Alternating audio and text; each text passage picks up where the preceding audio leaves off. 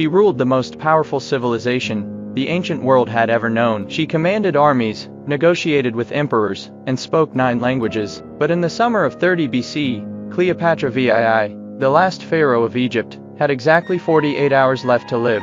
And what she chose to do with them would become the most debated mystery in all of human history. For 3,000 years, Egypt had outlasted every empire that dared to challenge it. The pyramids had already stood for 2 millennia when she was born. The Nile had flooded and receded 1,000 times, feeding her people, sustaining her gods. But now, for the first time, something had broken, something irreversible. And Cleopatra knew it. It began not with a battle, but with a lie. When Octavian's Roman legions closed in on Alexandria in August of 30 BC, Cleopatra's lover and military protector, Mark Antony, received false news. A single whispered rumor, possibly sent deliberately, possibly a tragic accident of miscommunication, that Cleopatra was already dead. He believed it instantly. Mark Antony, the most feared Roman general alive, fell on his own sword. He did not die immediately. He was carried, bleeding and broken, to Cleopatra's mausoleum where she had barricaded herself. She refused to open the doors, terrified of Roman soldiers entering with him.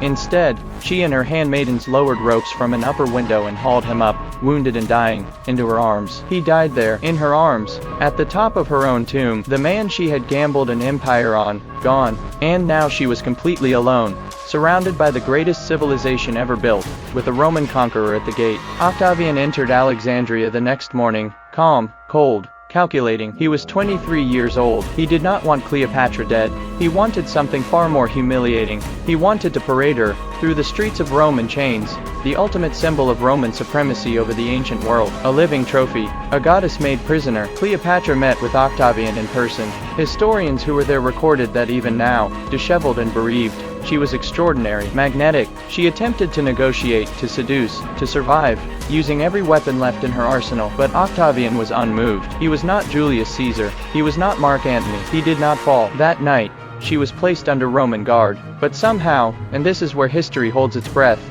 she managed to receive a visitor. A basket, some historians say figs, others say flowers, hidden inside, allegedly, something deadly. The following morning, the Roman guards found her. Cleopatra lay on her golden bed, dressed in her full royal regalia, crown, robes, every symbol of 3,000 years of pharaonic power, arranged with unmistakable intention. Dead, beside her, 2 handmaidens, one already gone, one dying. No wound was found, no obvious cause. The asp, a small Egyptian cobra, sacred symbol of royal power and divine protection, has been the most enduring theory for 2 millennia. But modern toxicologists and historians are no longer certain. Some suggest a cocktail of poisons. Others propose something even more deliberate, more theatrical, more Cleopatra. Because here is what she understood, what Octavian never did.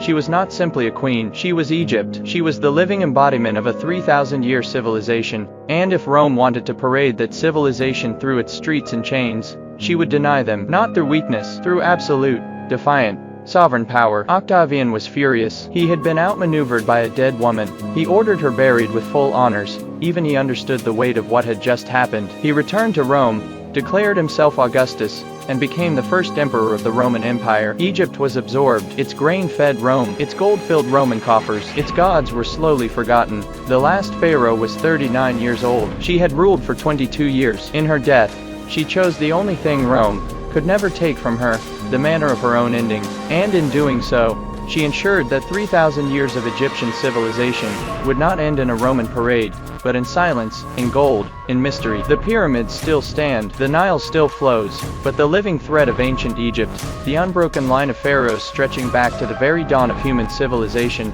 ended on that golden bed, on that August morning, in 30 BC, not with a conquest, with a choice. And we are still, 2,000 years later, trying to understand exactly what she chose, and why.